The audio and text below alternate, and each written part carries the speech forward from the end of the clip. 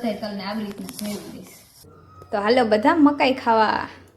જય હિન્દ અને જય માતાજી મિત્રો. તો હું છું હર્ષા બારૈયા. તમારું સ્વાગત છે મારા ન્યૂ વ્લોગમાં. તો સવારમાં મારા પપ્પા જો મકાઈ લઈ આવ્યા હતા અને પછી એને જવાનું હતું ઉપલેટા. તો પછી મારે દુકાન સંભાળવાની હતી એટલે હું આવી ગઈ દુકાન સંભાળવા. દુકાન અકારી 11 વાગ્યા સુધી ને ત્યાં તો નળ આવી ગયો. પછી હું આવી ગઈ પાણી ભરવા. પછી મેં મોટર ચાલુ કરી દીધી, પાણી ભરી લીધું અને પછી બધા ઝાડવાને પાણી પાઈ દીધું. અને પછી હું આવી ગઈ સોડા પીવા. તો મેં પી લીધું તકમરિયાવાળું લીંબુ શરબત. અને પછી હું આવી ગઈ રસોઈ બનાવવા.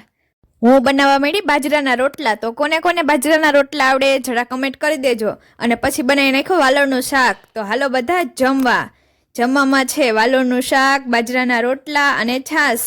અને પછી હું બનાવવા માંડી મુકવાસ.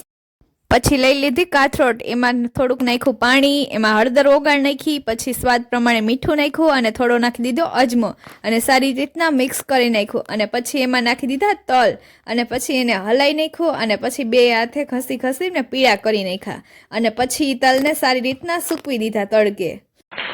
તલ સૂકવી નાખ્યા અને પછી મેં બાફી નાખી મકાઈ.